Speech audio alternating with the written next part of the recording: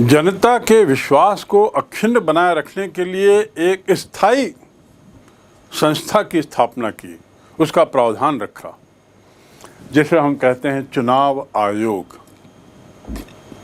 चुनाव आयोग का मुख्य कार्य देश में राष्ट्रपति, उपराष्ट्रपति, संसद सदस्य, राज्य के विधानमंडलों के सदस्य का निर्वाचन करना। जब भी चुनाव आए, इन लोगों का चयन करना, इन लोगों का निर्वाचन करना या इन लोगों के निर्वाचन की प्रक्रिया को संचालित करना, ये इनका काम है चुनाव आयोग का। यहाँ फिर मैं बता दूं, प्रधानमंत्री का नाम नहीं है, मंत्रियों का नाम नहीं है। कारण प्रधानमंत्री पहले सांसद निर्वाचित होता है, चाहे वह लोकसभा का सांसद बने या राज्यसभा का, और सांसद का निर्वाचन चुनाव आयोग करता है। सांसद बनने के बाद ही तो वह प्रधानमंत्री बनेगा। यदि वह बहुमत दल का नेता चुना जाए तो सांसद का तो प्रधानमंत्री का निर्वाचन नहीं होता। प्रधानमंत्री की नियुक्ति होती है राष्ट्रपति द्वारा, और राष्ट्रपति उसी को नियुक्त कर सकता है जो बहुमत दल का नेता चुना जाता है। लोकसभा के अंदर जो दल बहुमत में है उसके नेता, इसलिए उसका नाम इस सूची में नहीं है। तो इस प्रकार हम देखते हैं कि ये आयोग जो है संवैधानिक है, यानी संविधान में इसका प्रावधान है, कोई एडहॉक नहीं है, तात्कालिक संस्था नहीं है, संवैधानिक संस्था है। इसे हम कहते हैं निर्वाचन आयोग या इलेक्शन कमीशन। तो अब हम उस चुनावी प्रक्रिया को समझने की कोशिश करेंगे जो चुनाव आयोग करता है, जो चुनाव आयोग अपनाता है। लेकिन उससे पहले हम चुनाव आयोग का गठन कैसे होता है, उसकी क्या शक्तियां हैं, उस पर थोड़ा अध्ययन करें, थोड़ा जाएं। तो भारत में चुनाव आयोग, संरचना व संगठन। संविधान की धारा 15, भाग 15, संविधान के भाग 15 अनुच्छेद 324 से अनुच्छेद 329 तक निर्वाचन तंत्र के बारे में बात की गई है। निर्वाचन तंत्र 324 के अंतर्गत निर्वाचनों का निरीक्षण, निर्देशन और नियंत्रण करने के लिए निर्वाचन आयोग। शब्द क्या है? निर्वाचनों का निरीक्षण, निर्देशन और नियंत्रण, तीनों। इंस्पेक्शन, गाइडेंस, डायरेक्टिव और कंट्रोल, ये तीनों उसके हाथ में रहता, चुनाव आयोग के हाथ में। भारतीय संघ में जो विभिन्न राज्य हैं, उनके लिए अलग से राज्य चुनाव आयोग नहीं है, बल्कि पूरी देश के लिए, हर तरह के विधानसभा के लिए और विधानमंडलों के लिए और लोकसभा राज्यसभा के लिए, राष्ट्रपति, उपराष्ट्रपति, इन सब के लिए एक ही चुनाव आयोग है, और वह दिल्ली में बैठता है। अलग अलग राज्यों के लिए अलग अलग का कोई प्रावधान नहीं है। और इसी कारण हम देखते हैं कि जो निर्वाचन व्यवस्था है वह एकात्मक है, और ये एकात्मता के सूत्र में बंधी हुई है। पूरे देश को उसने बांध के रखा है, क्योंकि पूरे देश के सभी राज्यों में किसी भी तरह के चुनाव हों जिनका मैंने जिक्र किया है, तो सब लोग चुनाव आयोग की ओर मुखातिर होते हैं और उनके आदेशों का पालन करते हुए चुनाव संचालित होता है, चुनाव परिणाम घोषित होते हैं जो सबको मान्य होंगे। ये देश को एक सूत्र में बांधने का एक बहुत बड़ा टूल है। तो चुनाव आयोग के गठन की बात करें तो 342(2) उसमें कहा गया है, मुख्य चुनाव आयुक्त और अन्य निर्वाचन आयुक्तों की नियुक्ति संसद द्वारा की जाएगी। की नियुक्ति संसद द्वारा बनाई गई किसी विधि के उपबंधों के अधीन राष्ट्रपति द्वारा की जाएगी। संसद द्वारा बनाई गई किसी विधि के उपबंधों के मातहत राष्ट्रपति द्वारा की जाएगी। अर्थात संसद की एक समिति बनती है संसद सदस्यों की, जो नाम तय करते हैं, फिर वह नाम राष्ट्रपति कैबिनेट के पास जाता है, मंत्रिमंडल के पास जाता है, स्वीकार होता है, फिर वो राष्ट्रपति के पास जाता है। तो नियुक्ति पत्र किनके नाम से? राष्ट्रपति के नाम से। लेकिन चयन कौन करता है? संसद की वह समिति जो इस उद्देश्य से बनाई गई है। संविधान में मुख्य निर्वाचन आयुक्त की सिफारिश पर क्षेत्रीय निर्वाचन आयुक्त बनाए जाते हैं। क्षेत्रीय रीजनल निर्वाचन आयुक्तों की योग्यता के संबंध में कोई लेख नहीं है। अब तक के जितने भी निर्वाचन आयुक्त बने वे सब भारत सरकार के अधीन उच्च पदों पर काम करते रहे। तो इसका मतलब ये हुआ मुख्य निर्वाचन आयुक्त के लिए कोई पात्रता योग्यता का प्रावधान ऐसा नहीं है। लेकिन परंपरा के अनुसार सभी लोग अभी तक वही लोग उच्च निर्वाचन अधिकारी बने हैं, मुख्य निर्वाचन अधिकारी और निर्वाचन अधिकारी जो लोग उच्च पदों पर रहे हैं केंद्र सरकार में। इनका कार्यकाल कितना होता है? 6 वर्ष या 65 वर्ष, जो भी पहले। 6 वर्ष का कार्यकाल या 65 वर्ष की उम्र। यदि कोई व्यक्ति चुनाव आयुक्त बनता है 62 वर्ष की उम्र में, तो 65 में रिटायर हो जाएगा, अर्थात 3 वर्ष का कार्यकाल हुआ उसका। और यदि कोई व्यक्ति 55 वर्ष की उम्र में चुनाव आयुक्त बनाया जाता है तो 6 वर्ष वो पूरा करेंगे, 61 वर्ष की आयु तक वो चुनाव आयुक्त रहेंगे। और यदि सरकार चाहे तो उन्हें उनको फिर से नए सत्र के लिए चुनाव आयुक्त बना सकती है, लेकिन 65 वर्ष की आयु में वो रिटायर हो जाएंगे। चुनाव आयुक्त का वेतन और भत्ते क्या होते हैं? 1993 के अनुसार सर्वोच्च न्यायालय के न्यायाधीश के बराबर वेतन और भत्ता, सर्वोच्च न्यायालय के न्यायाधीश के बराबर वेतन मिलता है, भत्ता मिलता है, यानी उनके समकक्ष माना जाता है। और इनकी नियुक्ति के बाद उनका वेतन, कार्यकाल या अन्य शर्तों में कोई परिवर्तन नहीं किया जा सकता, ऐसा परिवर्तन जो उनके हित में न हो। ये बात आपको समझने की है कि एक बार वो नियुक्त हो जाएं तो उनकी नियुक्ति को रद्द नहीं किया जा सकता, सस्पेंड नहीं किया जा सकता। एक बार उनका तनख्वाह तय हो जाए, भत्ते तय हो जाए, तो उसे कम नहीं किया जा सकता। अन्य जो सेवा शर्तें हैं उसमें कोई बदलाव नहीं किया जा सकता, ऐसा बदलाव जो उनके हितों को प्रभावित करता हो, दुष्प्रभावित करता हो। इनके वेतन आदि के संबंध में जो खर्च है वो बजट में पारित होता है। तो इस प्रकार हम देखते हैं कि मुख्य चुनाव आयुक्त या चुनाव आयुक्त जो हैं वे बहुत उच्च पदों पर पदासीन अधिकारी रहते हैं और संसद के द्वारा चयनित और राष्ट्रपति के द्वारा नियुक्त किए जाते हैं। चुनाव आयुक्त की नियुक्ति को लेकर मैंने एक बात कही कि ऐसा कुछ कार्य चुनाव आयुक्तों के नियुक्ति के बाद नहीं किया जा सकता सरकार के द्वारा जो उनके लिए हितकारी न हो, चाहे वेतन भत्ते में कमी या कार्यकाल में कमी या कुछ ऐसा नहीं किया। ऐसा क्यों? ये प्रावधान महत्वपूर्ण इसलिए है, ये सुनिश्चित करता है ये प्रावधान कि एक बार कोई व्यक्ति चुनाव आयुक्त बन गया, नियुक्त हो गया, उसके बाद उस पर सरकार का दबाव कतई नहीं पड़ सकता। उसे सरकार से भय की जरूरत ही नहीं है। वह निष्पक्ष होकर चुनाव के कार्यों में अपना ध्यान लगा सकता है। उसे पदच्युत होने का भय नहीं, उसे तनख्वाह आदि कम होने का भय नहीं, उसके भत्ते और अन्य सुविधाओं में किसी तरीके की कमी का भय नहीं। इस प्रकार के भय से मुक्त रहकर वह निश्चिंत होकर बिना किसी दबाव के चुनाव की महती कार्य को पवित्र मानते हुए कर सके, इसलिए ये प्रावधान किया गया।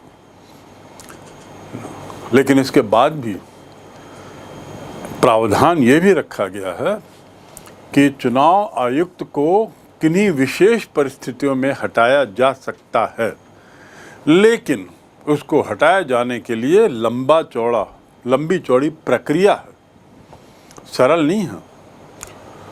उस प्रक्रिया को कहते हैं महाभियोग। क्या कहते हैं? महाभियोग, अर्थात इम्पीचमेंट। जैसे राष्ट्रपति का इम्पीचमेंट होता है, यदि राष्ट्रपति को पद से हटाना है तो उसी प्रकार चुनाव आयुक्तों का भी इम्पीचमेंट या महाभियोग होता है। और ये महाभियोग की प्रक्रिया के तहत ये आवश्यक है कि महाभियोग संबंधी प्रस्ताव संसद के दोनों सदनों में स्पष्ट बहुमत से पारित हो और मतदान करते समय उपस्थित 2/3 सदस्यों की सहमति हो। कितने सदस्यों की? 2/3, यानी बहुमत नहीं। बहुमत अर्थात क्या हुआ? लोकसभा में 543 में 272 लोगों ने यदि चुनाव आयुक्त को हटाने का प्रस्ताव पास कर दिया और ऐसी राज्यसभा में 250 में 125 ने पास कर दिया तो महाभियोग पास हो गया और ये हट जाएं, ऐसा नहीं है। बहुमत नहीं, इसको हटाने के लिए 2/3 बहुमत की जरूरत है। 2/3, 543 का 2/3, 250 राज्यसभा के सदस्यों का 2/3 वो चाहिए और इसके साथ ही उन लोगों का अनुमोदन हो। बाकी जो निर्वाचन आयुक्त हैं क्षेत्रीय, ये राष्ट्रपति उनको अपने पदों से हटा सकते हैं मुख्य निर्वाचन आयुक्त की सिफारिश पर। अन्य निर्वाचन आयुक्तों को, मुख्य निर्वाचन आयुक्त की मैं बात कर रहा हूँ, उसको कैसे हटाया जा सकता है? महाभियोग के द्वारा। लेकिन बाकी जो अन्य चुनाव आयुक्त होते हैं जो उसका सहयोग करते हैं और जो राज्यों में भी हैं, वे लोग मुख्य चुनाव आयुक्त की सिफारिश पर राष्ट्रपति द्वारा ही हटाए जाते हैं। लेकिन सिफारिश किसकी? मुख्य चुनाव आयुक्त की। चुनाव आयोग जो है वो त्रिसदस्यीय होता है। मुख्य रूप से चुनाव आयोग में कुल कितने सदस्य? 3 सदस्य होते हैं, एक मुख्य चुनाव आयुक्त और दूसरे 2 चुनाव आयुक्त। बड़े लंबे समय तक ये विवाद चलता रहा कि चुनाव आयोग 1 सदस्य होना चाहिए या 1 से ज़्यादा सदस्य होना चाहिए। इसको लेके काफ़ी विवाद हुआ। 1 सदस्य होने की अपनी समस्याएं खड़ी हुई, बहुसदस्यीय होने की अपनी समस्याएं थी। तो संविधान 324(2) में निर्वाचन आयुक्त की नियुक्तियों का प्रावधान होते हुए भी 1989 में किसी निर्वाचन आयुक्त की नियुक्ति नहीं की गई। आयोग 1 सदस्यीय ही बना रहा। लेकिन अक्टूबर 89 में तत्कालीन प्रधानमंत्री राजीव गांधी ने चुनाव से पहले मुख्य चुनाव आयुक्त के अतिरिक्त 2 अन्य चुनाव आयुक्तों की नियुक्ति करके इसे बहुसदस्यीय बनाया। 1989 राजीव गांधी बहुसदस्यीय चुनाव आयुक्त की शुरुआत, 3 सदस्य कुल। प्रैक्टिस में 1989 में लगभग 3 महीने के समय को छोड़कर सन 92 तक चुनाव आयोग हमेशा 1 सदस्यीय रहा है। लेकिन अक्टूबर 93 से चुनाव आयोग जो है वो 3 सदस्यीय हो गया है और स्थायी हो गया है। इन सदस्यों के बीच जब मतभेद हो तो 3 सदस्यीय आयोग बहुमत से निर्णय लेता है और बहुमत निर्णय ही तीनों को मान्य होगा। ये बात स्पष्ट कर दी गई। 3 सदस्यीय आयोग में चुनाव के किसी मुद्दे को लेकर, चुनाव की तारीखों को, चुनाव की उम्मीदवारी को, चुनाव के अन्य किसी प्रक्रिया को लेकर यदि चुनाव आयोग के 3 सदस्यों में मतभेद है तो 2 सदस्यों का बहुमत जो रहेगा वह सर्वमान्य माना जाएगा और इसे लागू किया जाएगा। तो इस प्रकार 3 सदस्यीय आयोग की वास्तविक शुरुआत होती है 1992 से। वैसे तो 1989 में राजीव गांधी ने इसकी शुरुआत कर दी थी। राज्यों में क्या व्यवस्था है निर्वाचन की? 324(6) इस अनुच्छेद में कहा गया है कि जब भी निर्वाचन आयोग ऐसा अनुरोध करे तब राष्ट्रपति राज्य का राज्यपाल निर्वाचन आयोग या ऐतिहासिक या प्रादेशिक आयुक्त को कर्मचारी उपलब्ध कराएगा जो निर्वाचन आयोग को सौंपे गए कार्यों के लिए आवश्यक है। अर्थात राज्यों में जब चुनाव होते हैं, राज्यों में जब निर्वाचन होते हैं, बल्कि ऐसे कोई भी निर्वाचन हो जो चुनाव आयोग को जिसे संपादित करना है, तो वह संबंधित राज्य के कर्मचारियों की सेवाएं ले सकता है, पर उसके लेने की प्रक्रिया है राष्ट्रपति या संबंधित राज्य का राज्यपाल उन कर्मचारियों को चुनाव आयोग के उन कर्मचारियों को चुनाव आयोग को उपलब्ध कराने का प्रावधान करता है। किस कार्य के लिए? चुनाव के कार्य को संपादित करने के लिए, प्रारंभ से लेकर अंत तक। दूसरे शब्दों में, राज्य के कर्मचारियों की मदद से चुनाव संपन्न होते हैं और राज्य के कर्मचारियों को चुनाव आयोग लेता है अपने अधिकार क्षेत्र में। अर्थात ये कर्मचारियों की जो शर्तें हैं, सेवा शर्तें, ये चुनाव तक के लिए चुनाव आयोग को स्थानांतरित कर दी जाती हैं राज्यपाल द्वारा या राष्ट्रपति द्वारा, ये सुनिश्चित करने के लिए कि ये कर्मचारी चुनाव आयोग की हिदायतों का शब्द ब शब्द पालन करें। तो इस प्रकार राज्य में निर्वाचन की व्यवस्था के लिए हमारे संविधान में बड़ा स्पष्ट प्रावधान है। निर्वाचन आयोग को निर्वाचन संबंधी कार्यों को करने के लिए राज्यों में जिलों में निर्वाचन क्षेत्र बनाने पड़ते हैं और मतदान केंद्र स्तर पर अधिकारी कर्मचारियों की जरूरत पड़ती है। निर्वाचन की व्यवस्था के लिए क्या प्रावधान किए जाते हैं, थोड़ा इसको देखें। एक बात मैं आपको बताना चाहूँगा कि यदि हम लोकसभा के चुनाव की बात करें तो एक निर्वाचन क्षेत्र होता है जिसके अंदर एक निश्चित जनसंख्या रहती है। उस निर्वाचन क्षेत्र से एक लोकसभा का सदस्य चुना जाता है। विभिन्न दलों के कई प्रत्याशी चुनाव में खड़े होते हैं, पर मतदान के बाद बहुमत जिसको मिला हो, सबसे ज़्यादा मत जिसे मिले हो, वो विजयी और वह उस जिले का या उस निर्वाचन क्षेत्र का प्रतिनिधि। अब यदि मैं निर्वाचन क्षेत्र की बात करूं, उदाहरण के लिए अपन लेते हैं रायपुर निर्वाचन क्षेत्र से, लोकसभा निर्वाचन क्षेत्र से एक सदस्य चुना जाता है। ठीक, निर्वाचन क्षेत्र से एक सदस्य चुना जाता है। यदि वहाँ की जनसंख्या लगभग 20 लाख है तो ये लोग मतदान करने कहाँ जाते हैं? उम्मीदवारों को चुनने के लिए, उम्मीदवारों का नाम तय करके उसके बाद वोट देने के लिए ये कहीं जाते हैं। जिन जगहों पे जाते हैं उसे कहते हैं मतदान क्षेत्र। एक तो हो गया निर्वाचन क्षेत्र।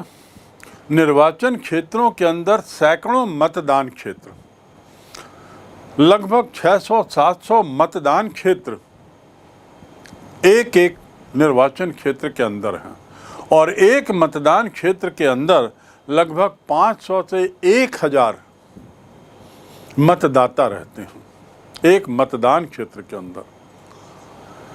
तो रायपुर एक निर्वाचन क्षेत्र हुआ।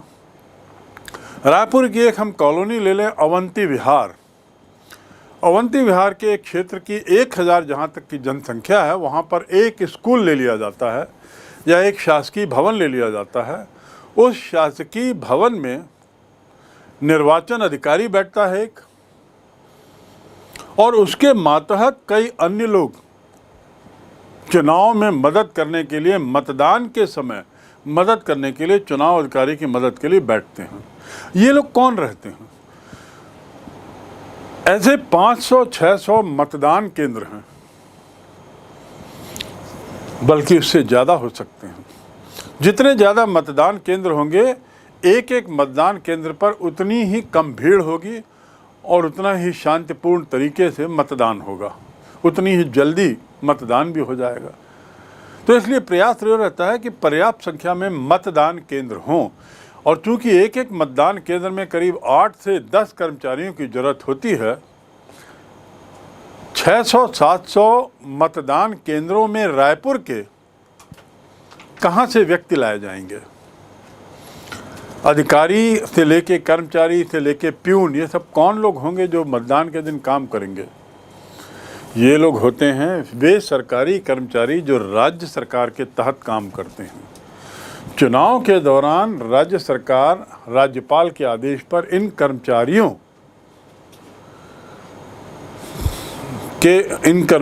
को चुनाव आयोग की ओर स्थानांतरित कर देती है, और उस दिन से चुनाव आयोग के आदेश पर ये कर्मचारी कार्य करते हैं। दूसरे सभी कार्य उस हद तक गौण हो जाते हैं।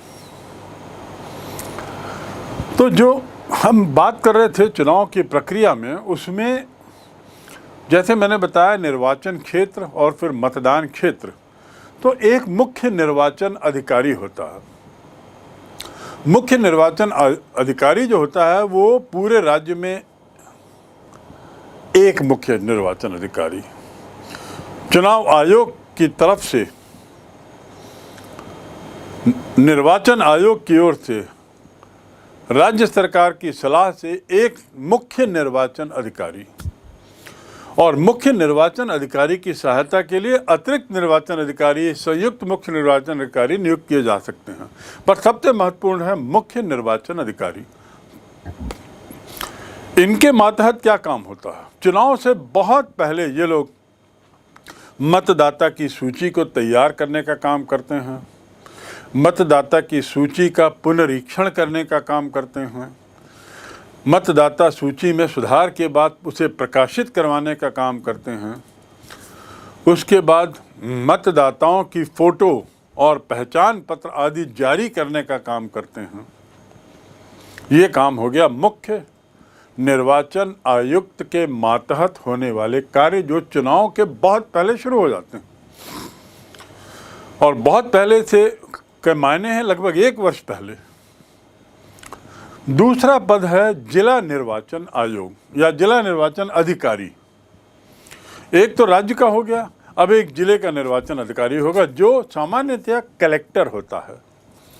प्रत्येक जिले में एक जिला निर्वाचन अधिकारी जो मुख्य निर्वाचन अधिकारी के अधीन रहता है और अपने जिले की सारी निर्वाचन व्यवस्था और देखरेख करता है। सामान्य स्थिति में जैसा मैंने बताया, मुख्य निर्वाचन अधिकारी जो या जिले का निर्वाचन अधिकारी जो होता है वह सामान्यतः कलेक्टर होता है। कलेक्टर की ये जिम्मेदारी होती है कि वो अपने ज़िले में जो 500-600 मतदान केंद्र हैं उनकी उचित व्यवस्था करे, कर्मचारियों की उचित व्यवस्था करे, आदि आदि। बहुत लंबी चौड़ी व्यवस्था होती है इसकी। उसके बाद तीसरा जो पद है वह है पीठासीन अधिकारी। ये पीठासीन अधिकारी अर्थात प्रिसाइडिंग ऑफिसर, ये क्या है? प्रिसाइडिंग ऑफिसर अर्थात वह अधिकारी जो एक मतदान केंद्र का जिस पर जिम्मेदारी हो। हर एक मतदान केंद्र पर एक पीठासीन अधिकारी होगा। तो जैसा मैंने शुरू में कहा 500-600 मतदान केंद्र रायपुर के लोकसभा सीट के लिए हैं, तो 500-600 पीठासीन अधिकारी होंगे हर मतदान केंद्र पर एक, और ये जिला निर्वाचन अधिकारी के नीचे काम करेगा, उनके आदेशों पर काम करेगा। अब ये सभी अधिकारी जो हैं इनके नीचे, पीठासीन अधिकारी के नीचे 2 या 2 से अधिक और मतदान अधिकारी रहते हैं। पीठासीन अधिकारी की मदद के लिए 2 या 2 से ज़्यादा अधिकारी और रहते हैं। ये सब अधिकारी जो हैं मतदान की सामग्री लेकर मतदान केंद्र पहुंचते हैं। कौन सब अधिकारी? पीठासीन अधिकारी और उसके अंतर्गत आने वाले अन्य 2 अधिकारी या 3 अधिकारी। ये मतदान केंद्र पहुंचते हैं एक दिन पहले मतदान संबंधी सामान लेके, जिसमें ईवीएम बॉक्स होगा, मतदाता सूची होगी और न जाने बहुत सारे जो चुनाव संबंधी जो डॉक्यूमेंट्स हैं वो लेकर एक दिन पहले पहुंचते हैं और मतदान के दिन निश्चित समय पर सील बंद पेटी, इलेक्ट्रॉनिक मशीन और अन्य सामग्री का उपयोग करते हुए मतदान करते हैं और फिर मतदान का समय समाप्त जब होता है, निश्चित समय की समाप्ति पर, मतदान के समय की समाप्ति पर ये सब सामग्री को सील बंद करके वापस किसे देते हैं? जिला निर्वाचन अधिकारी के कार्यालय में पहुंचाते हैं। जिला निर्वाचन अधिकारी के कार्यालय पे इस प्रकार सभी मतदान केंद्रों की मतदान पेटियां या ईवीएम शाम तक पहुंच जाती हैं। ये हुआ एक सतही तौर पर चुनाव की जानकारी कि आखिर मतदान पत्रों की गणना कैसे होती है जब मतदान पत्र अलग अलग जगहों पे हों और वो भी 500-600, जिसमें करीब 10 लाख 20 लाख लोग जुड़े रहते हैं। और 20 लाख लोग यदि रायपुर की जनसंख्या है तो उसमें वयस्क कितने हैं जिन्हें मताधिकार मिला हुआ है? तो कल्पना करिए 10 लाख होंगे। उन 10 लाख लोगों में जिन्हें मत का अधिकार मिला है, 2-3-4 लाख लोग मत देने नहीं जाते, जो बड़ी शोचनीय बात है। और औसत में देखा गया है कि मतदान का औसत रहा है करीब 55-60%, अर्थात हर 100 पात्रता रखने वाले मतदाताओं में 40 से 50 से ज़्यादा 60 लोग मतदान करने जाते हैं, बाकी 40 लोग नहीं जाते। ये नहीं जाने वालों के कारणों को जाने की ज़रूरत है और वो चिंता है, क्योंकि वास्तविक लोकतंत्र वो है जिसमें ज़्यादा से ज़्यादा लोग मतदान करें। तो वो दूसरी बात मुद्दा है। अभी फ़िलहाल हम ये जानें कि इलेक्ट्रॉनिक मशीन और शेष सब सामान कलेक्टर के पास शाम तक सभी निर्वाचन क्षेत्रों से या सभी मतदान केंद्रों से पीठासीन अधिकारी पहुंचा देते हैं। अब हम आते हैं अगले बिंदु पर, निर्वाचन आयोग की शक्तियां और उनके कार्य। इनकी क्या शक्तियां, वे क्या कर सकते हैं? निर्वाचन आयोग की शक्तियों से वास्तव में देखा जाए तो बहुत डरते हैं सरकारी कर्मचारी। निर्वाचन आयोग की शक्तियां इतनी ज़्यादा हैं कि सरकारी कर्मचारी उनके आदेशों से थर-थर कांपते हैं। और ऐसा क्यों? क्या ऐसी शक्तियां देना गलत है या इनका घबराना गलत है? शक्तियों की यदि बात करें तो वास्तव में इन्हें शक्तियां इसलिए दी गई हैं ताकि इस पवित्र काम को, महते काम को, जिसमें देश का लोकतंत्र लोकतंत्र जिस पर टिका हुआ है, इस चुनाव पर, उस चुनाव प्रक्रिया को संबंधित कर्मचारी, हर वर्ग का कर्मचारी सीरियसली और जिम्मेदारी से ले।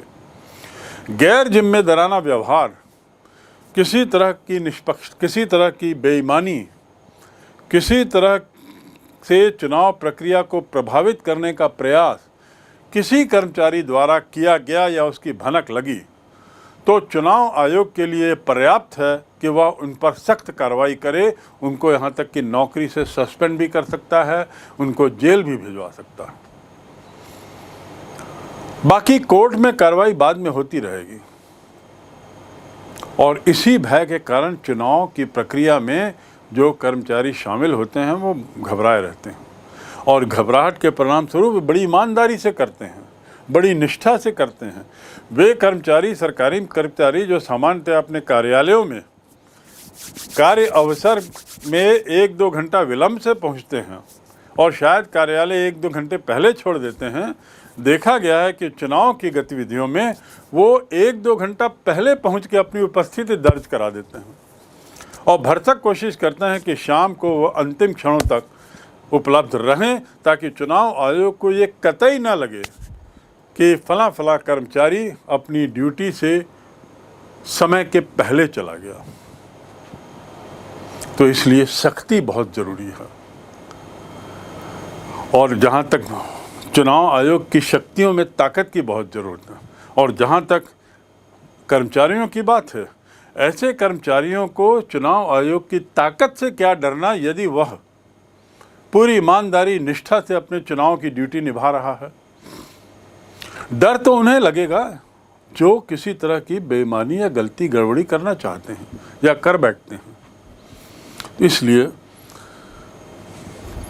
चुनाव से लगे हुए, चुनाव से जुड़े हुए कर्मचारियों को निडर होकर लेकिन निष्ठावान और ईमानदारी से अपने कार्य करना चाहिए, तो चुनाव अच्छी तरह संपन्न होगा।